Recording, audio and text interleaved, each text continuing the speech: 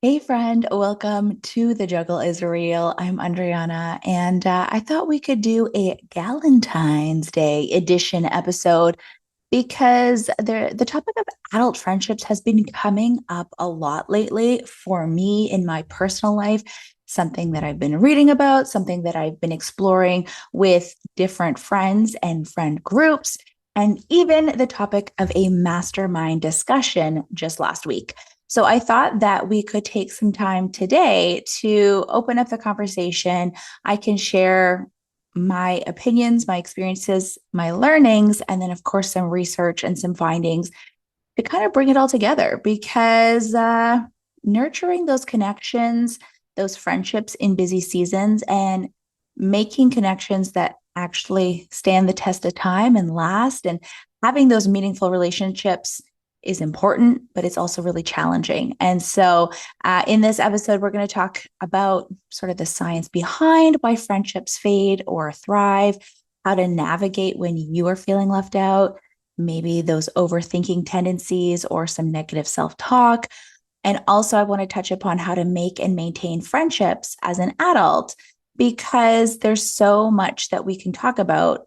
I think that really matters. And the truth is that it's all really complicated. So I think I've recorded this like four times now because I am not the expert in this and I'm navigating it myself, but I think that it's important to talk about. So please, you know that my email is always in the show notes.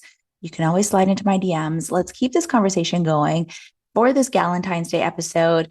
The friendships that you have are some of the most important relationships in your life. And as statistics show, women often outlive their male counterparts.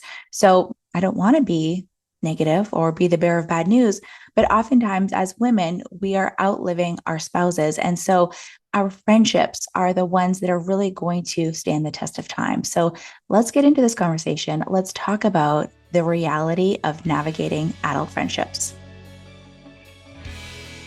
Hey, I'm Andryanna, and this is the Juggle is Real podcast. As I share my ongoing journey from experiencing burnout to leading a more mindful and intentional life with better balance, I hope you feel seen, that you realize your worth, lighten your load, and prioritize your own needs.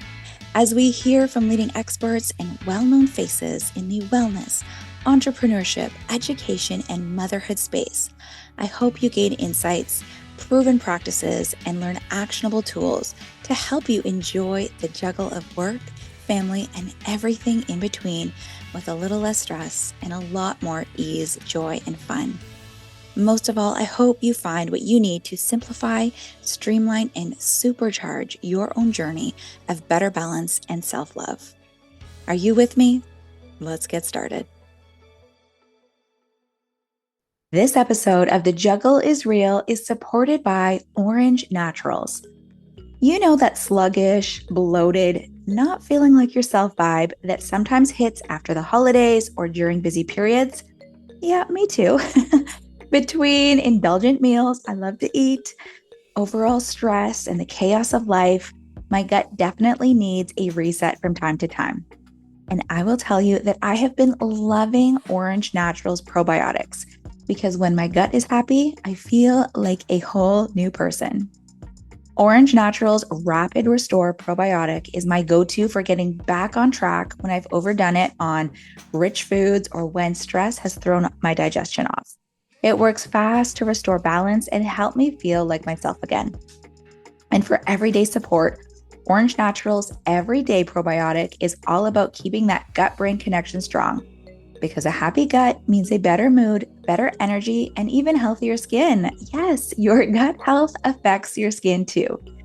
Orange Naturals probiotics are made in Canada. They are non-GMO, gluten-free, dairy-free, and free from artificial additives. So you know you're giving your body the good stuff. It's available at Shoppers Drug Mart, Rexall, and all major retailers across Canada. You can learn more at orangenaturals.com. That's orangenaturals.com. Now let's get back to the episode.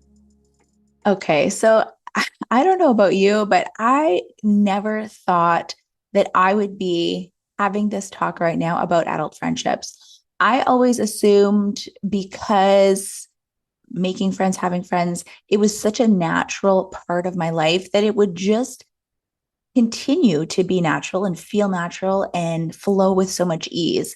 But I think the reason why this topic has been coming up so frequently is because we're all kind of realizing that friendships as an adult can feel really complicated, right? Because we're juggling work and kids and responsibilities and our own lives and chaos and personal growth. And we still do crave that deep connection, but actually maintaining or even making friendships can just feel overwhelming, and it's just like one more thing added to the plate, right? So that's why I thought we could talk about it a little bit more, and I could share some of what I've been looking into and talking about. I recently read The Let Them Theory by Mel Robbins, and you may have read it as well. It's been super, super popular so far this year, and for good reason. I will say, and this is not a book review episode or a critique, it wasn't my favorite book. I love personal development and self improvement, and that's why I'm here sharing on this podcast. But there are so many good things within the book. So, within the Let Them theory, there are a few chapters that Mel Robbins dedicates to adult friendships and what makes them last, why some fade, and then how to create those meaningful connections when life is very busy. And so from the book, I really took a lot of key points from those chapters. But I did have a discussion with a group of women that I mastermind with. We get together once a week on a Zoom call. And these are like the most brilliant, just hugely successful, incredibly kind, caring, wonderful, so intelligent women. And I'm so honored to be part of this circle. Um, but we all kind of read the book and we're left thinking like, okay, so what now? You know, there are some great things about it, and I'll talk about that in just a minute. But we were all kind of like, so like we want more. We want to get into this topic deeper. And so we actually had a whole call that was dedicated to adult friendships and what we were taking away from the book. So I want to share a little bit about that. And maybe we can keep this conversation going because what is covered in the Let Them theory is a great start, but I don't think it gives me enough to fully feel comfortable moving forward. So, what I would like to do is talk a little bit about some of the things in Mel's book. I want to talk a little bit about some of the main topics that we felt were important from my mastermind group. And then also some of the ways that we felt we could move forward with actually making and maintaining those friendships. So, to start off with, I think one of the best parts of the Let Them theory is when Mel Robbins talks about the pillars of friendship. And so she talks about these three pillars that are essential to making and maintaining friends. And she's really not wrong. She backs it with a lot of research and a lot of science. And not to get into the whole book, because I totally invite you to go and get the book and listen to the book yourself. If you're going to get it on Audible, she is the narrator. So that was awesome. I really did enjoy that because I think she's so personable and friendly and likable. So in the book, she talks about this great scattering, which made so much sense that hadn't even, crossed my mind as, a 40-year-old woman. But she just talks about some research that shows why we make friends so easily as children and growing up, and how these pillars really play such an important role. So the three pillars of friendship are proximity, timing, and energy. So breaking it down really quickly, the first pillar, proximity, I mean, it's just literally being close to someone that makes it so much easier to be a friend with someone. And I like to call this pillar convenience as well, because like truly the people who we see regularly or who naturally fit into our daily lives are, much more likely to be our friends, right? And research actually shows that physical closeness plays a huge role in forming friendships. There's a famous MIT study that found that students who lived closest together in dorms were far more likely to become lifelong friends. So while we might want these deep friendships, truly, like proximity plays such a huge role, right? When friendships are thriving, it's often when they're most convenient. People see each other on the regular, right? So this can explain why we bond with parents at our kids' extracurriculars. I have so many new mom friends from the hockey rink because we see them all the time, right? So proximity plays a huge role. I'm not saying that long distance friendships cannot make it. They just require more intentional effort, right? And we're going to talk about that in just a minute. But proximity is that first pillar, convenience. The second pillar that Robbins talks about is timing. And timing plays such an important role in friendships. We can also talk about this in marketing as well. We call this your life stage, your life cycle stage, right? The things that are most important to you now are based on where you're at in your life, right? And so you can think about having a friend who was just the perfect person at the perfect time in your life, but later on, you've kind of drifted apart, right? And I just want to preface this by saying this is normal and this is happening and has happened to pretty much everyone you know. So I think that was like a big thing, in discussing this with my inner circle, talking about this, like we shouldn't feel shame for this. We shouldn't feel guilty. We shouldn't feel, you know, negative feelings about this because this is happening to everyone, right? And some friendships are just for a season, and that is okay. So in the Let Them Theory book, Mel Robbins talks about this great scattering, right? And it can happen at different points in your life, but perhaps after high school, that core circle of friends, as you all chose different post-secondary paths, some going to college and university or starting their careers or moving away, that can start off with a scattering. As you move into adulthood and you are getting married and starting your careers and having children, there's also this great scattering. And so we find that instead of feeling like we've lost friends, we can just see it as life naturally shifting and our social circles. It's just part of our evolution and part of our journey. So you can think about how different life stages can shape our friendships. That friend that you partied with in your 20s and you're bar hopping every weekend may not be the same friend that you lean on right now as you're going through parenting struggles or relationship challenges or whatever it is that's happening in your life right now or moving into your 40s and midlife. It doesn't mean that those friendships weren't real or weren't meaningful. It just means that they had a time and place. And it's not that they're not friends anymore, but there's not that same level of closeness. So that's the second pillar. We've got proximity or convenience, we've got timing. And then the third pillar, this is the one I think is the most important overall, but this is my opinion. But the third pillar of friendship, according to the Let Them Theory, is energy.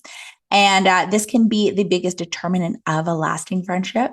And it's basically how you feel when you are with that person, what you are getting from the friendship, not only, yourself, but, what is the energy that you're feeling from that other person? So you can ask yourself, do you feel energized or drained after spending time with or having a conversation with, or even just texting back and forth with someone?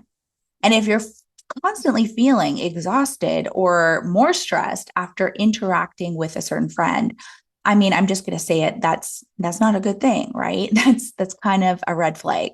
And that's because the best and healthiest relationships are reciprocal. They are adding to your life. They are not depleting it, right? And especially right now at this stage in your life, when you have so much on your plate, I'm sorry, but we just do not have the capacity for friendships that are not giving and that we cannot receive the same level of energy. And I'm not saying that it has to be completely 100% balanced. And we'll talk about that in a second. but you do have to feel the same energy that you're giving out in these friendships. And so I invite you, as you're listening, as you're thinking about this, maybe try that friendship energy audit. And you can think about it. You could jot down some notes in your phone, grab a piece of paper, write down those people who are in your life right now, the closest people in your life, and then maybe just jot some notes down, like, how do you feel after you are spending time with, or investing energy with them. And this can help you see which friendships are worth investing in and which ones can naturally fade. Because looking at these three pillars of proximity, timing, and energy, it doesn't mean you have to have all three on at all times, but you need to have at least one in order to make and maintain a friendship. And this is coming up in next week's episode. But I was recently speaking with Dr. Mary Morano, who is a psychotherapist and counselor, and she was saying that all relationships take work. It is work.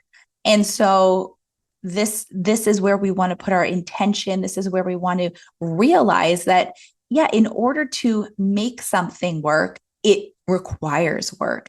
And so thinking about it this way, then we realize that we really do have to be intentional about the people who are in our lives and making and maintaining those friends. So I'd like to move on. And before I do, I just want to make mention that, like, these three pillars of friendship, it's not like a make or break, do or die 100% of the time. And it doesn't necessarily mean that there can't be ebbs and flows. There are people in my life whom I was incredibly close with. I have a friend who literally lived with me for the first year of university because her family was out of town. She lived in a dorm. She didn't love that situation. So basically, she was like spending every night over at my place, and I loved it. And I love her to this day. We don't speak very often. She lives in another city. But when we do find time to get together, of course we catch up, but it's basically like no time has passed. So there are going to be friendships in your life that are like this, that maybe you don't have the proximity, maybe the timing is a little bit off, but the energy is there, even if it's not, back and forth all the time. And that's okay too. I recently had a friend who is more of an acquaintance. We met in university. I think undergrad, at a house party. And, we weren't super close, but now we have similar business circles and professional circles. And we've spoken at similar events, and I just have so much respect and I reverence for the work that she's doing, especially with Indigenous communities. And through social media, sometimes we'll reach out to one another through posts and just supporting one another. And she was like, we should get together. We should go for a walk or something soon. And my response was like, I would love that. And I truly, personally from me, I was like, yeah, I would love that. But then what she did is really the kicker. And we'll talk about that in a second. So moving on, I want to talk about, the whole FOMO thing. I want to talk about when you're feeling left out, maybe when you're overthinking things, a text message that has come through, or maybe that negative self-talk is appearing in your friendships. And again, this is normal too. I mean, FOMO and feeling left out, we're all experiencing it. Social media is magnifying this at such an extreme level. Sometimes if you're seeing your friends hanging out together, maybe it's without you, it can just feel like a literal gut punch. And research actually shows that social exclusion activates the same regions of your brain as physical pain. So this is research done by Eisenberger, but it hurts, right? It truly hurts. And it's not that you even necessarily knew about it beforehand or that you wanted to be a part of it, but that feeling left out can be hurtful. So how can we kind of stop this pattern of the FOMO, of the overthinking, of the negative self-talk? I think there's, I don't want to gloss over the feelings. I don't want to make it seem inconsequential, because that's never okay. You definitely want to feel things through, and the emotions that you have are always valid and always important. But I think sometimes, and especially in this stage of life that we're in, there are some things that we can do to reframe and maybe overcome these feelings.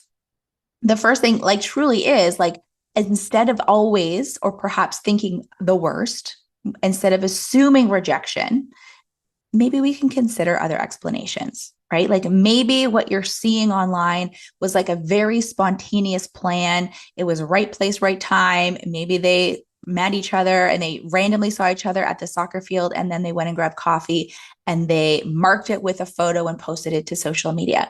Maybe they assumed that you were busy. Maybe in the past you have declined invitations, and so the assumption was there that you're too busy or you're not interested. So ask yourself if you are automatically thinking the worst, like they hate me, they don't want to be my friend, I'm a loser. Ask yourself, what else could be true, right? Instead of drawing conclusions based on the worst case scenario, what else could be true, right? And this comes to recognizing like actual rejection versus perceived rejection, right? Just because you weren't included does not mean that you were rejected, right? Because like we were just saying, with these pillars of friendship, and friendships have that ebb and flow, it doesn't mean that this person is rejecting you. It just might mean that the timing was off, or the energy was different, or that there wasn't that proximity. And so recognizing actual rejection versus perceived rejection, unless you know for certain, right, that this person is not wanting to be a friend anymore, then I don't think we have to assume the worst. And something that Mel Robbins actually included in the let them theory, which was such a beautiful takeaway that my friend Maureen picked up on, was that she notes that we should assume good intent.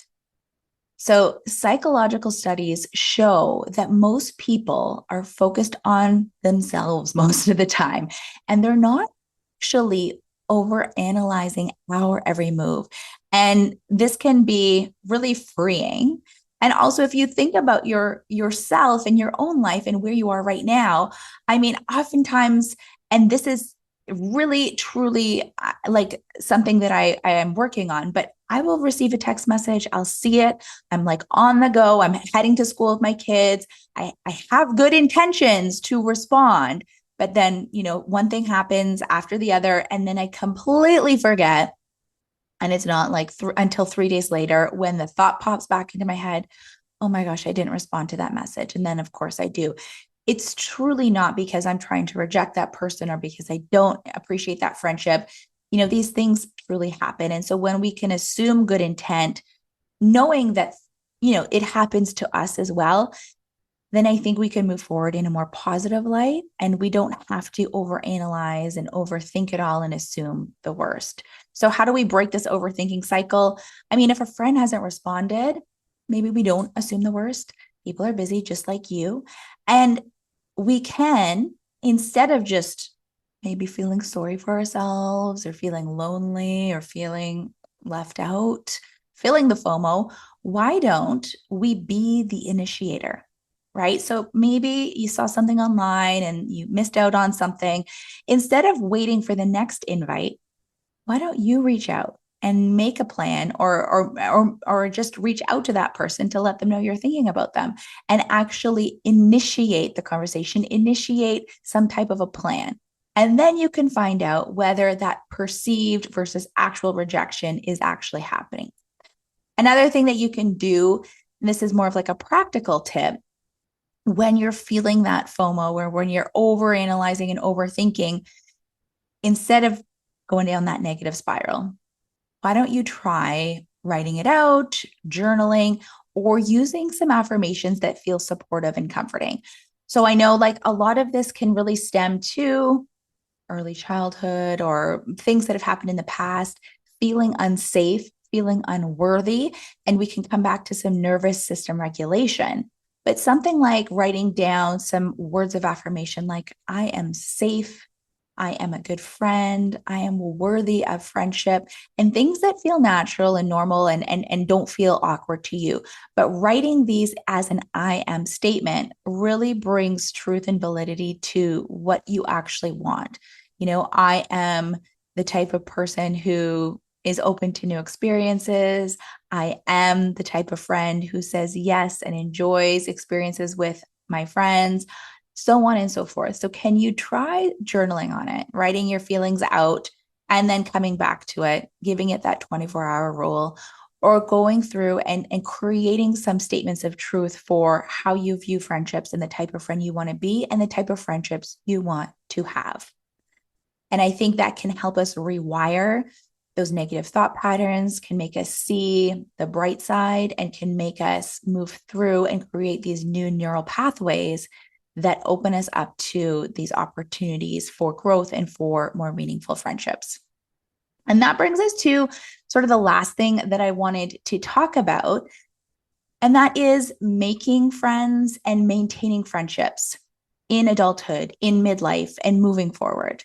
Um, because studies actually show, and I don't know if this is the exact same research because I only had the audiobook, but the research that I found shows that it takes 90 hours to form a close friendship and over 200 hours for deep connection. And this comes out of the University of Kansas. There's also additional research that highlights that strong friendships in midlife are linked to better mental health and physical health and even longevity. And this is coming out of the Harvard study of adult development. Okay. So strong friendships in midlife are linked to better mental, better physical health, and better longevity. And despite this, studies also reveal that nearly 1 in 4 adults are feeling lonely or are lacking meaningful relationships and friendships. So this is not doom and gloom. This is supporting us because we know that we want deeper connection. We might be feeling lonely, but there's so much that we can do. And this brings me back to the story that I was telling earlier with my friend who reached out on social media and said, like, I would love to see you. And we live in the same city, so the proximity is there. We're at similar stages in our life. We both have kids in hockey. We have, professional timing in that we are in some of the same professional circles. And my response was, I would love to see you. What she came back with was, okay, I'm going to check my schedule and I will get back to you with dates. And I just thought, mic drop. Like, she took the initiator role. And even more than that, even more than just saying, hey, like we should hang out, she took it a next step further and moved it into action to say, I'm going to send you some dates. And then the next day she did. And she sent me like 3 or 4 different options of dates and times when she was available. And we actually made the plan. I was like, okay, I will let you know. It took me a couple days. I'm not saying this was like so easy and on the fly. Like, again, relationships take work. I had to like look at my schedule and what was happening. And last Friday, we got together. We had this beautiful hike on the frozen lake in the snow. It was a workout. We had a great conversation, and it was so, so wonderful to see her. So, when we're talking about making and maintaining friendships, you might be wondering, okay, so yeah, like I feel lonely. I'm not close to any of my close friends. They all live far away, or maybe I don't have as many close friends as I used to. Like, I don't have a lot of energy. Like, don't make me feel awkward and don't make this weird. But where can we meet new friends? And it's true. Like, I think it's like, let's all get over ourselves here and realize that we're all in the same boat. And those who are open to making new friends are going to be so grateful that you are taking that first step. So, I mean, you might have to get out of your comfort zone a little bit, but what about the things that you're already doing? Sometimes with work, we might not have the same timing in terms of our life cycle stages, but there might be people at work who are, have the similar and common hobbies or common interests. Why not take it to, a coffee after work? What about these networking events that you're seeing popping up all the time that we missed so much during lockdowns? Can you make it out to some networking events to find like minded people who have similar interests? This also goes hand in hand with, yes, I know that we are busy and we have lots on our plates, but our own personal self care when it comes to picking up hobbies, looking to different things like classes for our health, our interests, clubs, and all of these groups.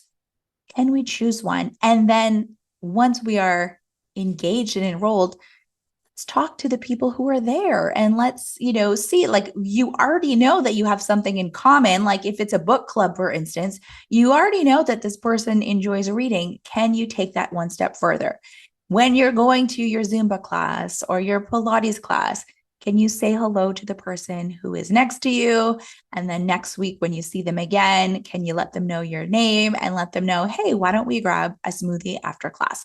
Can you take it to the next level, or can you put yourself out there?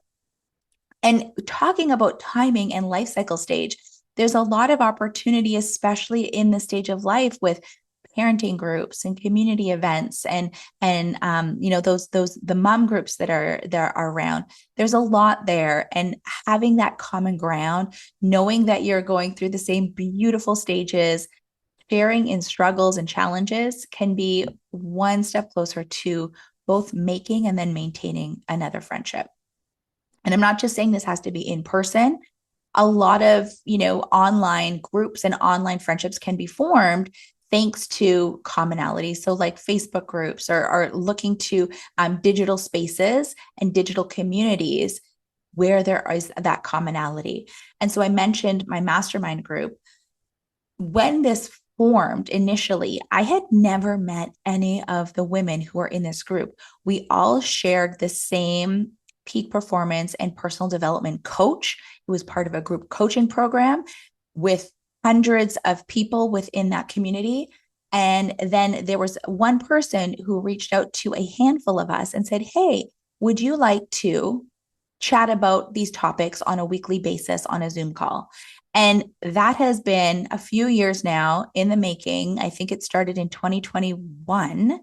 And now we are, on this weekly call. And so we have gotten together in person.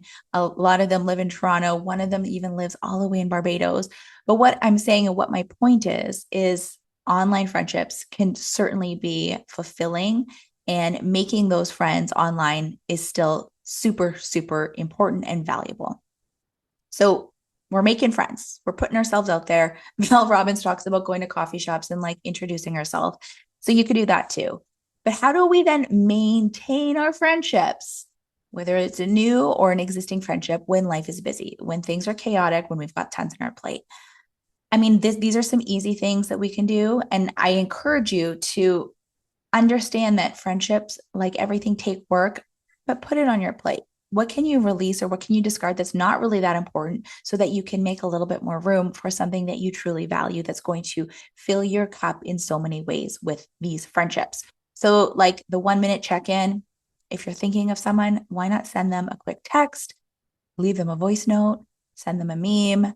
Like one of my girlfriends, we never talk, but we send multiple memes to each other on the daily. And when I receive them, I know that she's thinking about me and vice versa. We're putting the energy in there. It's just not with like a whole like 5 hour phone call every day, which like we used to do when we were teenagers, right? We don't have time for that right now. Another thing, so like that check in, you can maybe take 5 minutes out of your week and do a check in if you have a group chat, or if you want to just reach out to a few of your different friends and just say, like, hey, how's it going? How was your week? This is what's going on in my life. I would love to hear from you. Miss you. Chat soon, right? It does not take a lot of time, it does not really require a lot of capacity, but it is so meaningful to have those little check ins on a weekly basis. You can also include planned spontaneity. Okay. So I know we've got Galentine's. This is the Galentine's episode. You might be thinking like huge ornate brunches. Amazing. If you could do it, I love that. You might be thinking girls' weekend. You might be doing like a girls' trip. And those things are incredible. And when it actually makes it out of the group chat and happens for real, like those are miracles. That is so beautiful. But why don't you plan something like a small get together, but keep it low pressure? Like we don't have to overexert ourselves and make everything Pinterest perfect, and everyone has to bake and cook, and we don't have to dress up in crazy, beautiful outfits and buy new things and plan every detail to a T. Can we just get together for a coffee? I mean, this happened with some friends just after New Year's, and it was so good to see them. No one had to clean their house, no one had to dress up. My friend was wearing jogging pants that looked like jeans. Like, they're so cool, by the way. Keep it low key. And then that planned spontaneity is going to be more regular because there's not as much pressure attached to it, right? Another thing I will say as well is like, consider like a friendship bank account, right? You're making deposits into these accounts, into your friends. You're depositing this energy. And I don't want you to expect immediate withdrawals, right? You're not expecting that huge return on your investment right away, but you're slowly and consistently making a little deposit, sending that meme, sending that text without the expectation that you're going to receive something in return. But watch and see how that bank account, that little piggy bank, grows substantially, and how much more meaningful that friendship can become because of that little deposit that you're making on a regular basis. And then the last thing I'll say is that it's not a bad idea, now that we are in this stage of our life, to just, maybe semi regularly, maybe quarterly, we're going to do that friendship check in. Who have you not reached out to that you want to reach out to? And then when you're doing that check in, who is not feeling good at this moment in time? Who do you maybe need to release with love, or take a step back from, or mute yourself from that group chat? Practice that on a regular basis, on a semi-regular basis, doing those check-ins with yourself, that quarterly friendship check-in. Who do you want to reach out to? Spend those few minutes to send them a note. And then who maybe can you take a step back from to support you and open you up to new opportunities, new friendships, and experiencing, less stress and conflict in your life. And that's where we're going to close things out.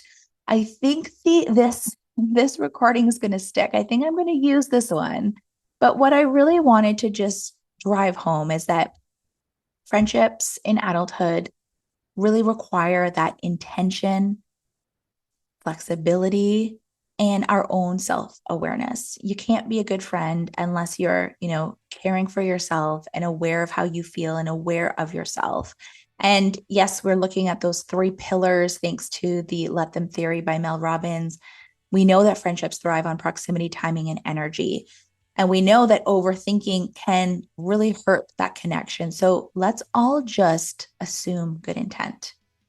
I think we can all agree that the FOMO and sometimes feeling left out is very normal, but those self-regulation tools can really help. And reframing it to assume good intent can also be really helpful. I know that making new friends, it takes effort. It might feel awkward at first, but those small actions can really support you in building those deep connections, in moving away from feeling lonely and having that support in your life. These female friendships that we have in midlife are so crucial for our well-being, but lots of us are struggling to maintain them. So reach out to one friend today, be the initiator, ask them for coffee or send them a meme. You never know what small action can really just reignite a connection or make someone feel seen, make someone feel worthy, and show that love outwardly. Okay, we'll end on that. If you like this episode, I encourage you to please write me a review in Apple Podcasts, rate this episode, please subscribe, and come on back. Bring your favorite Galentine, share it with them as well. So many good episodes, including next week with Dr. Mary Moreno, where we are diving deep on our spouses, our partners, and our intimate relationships. Thank you so much for being here. I'll see you next time on The Juggle is Real. Take good care.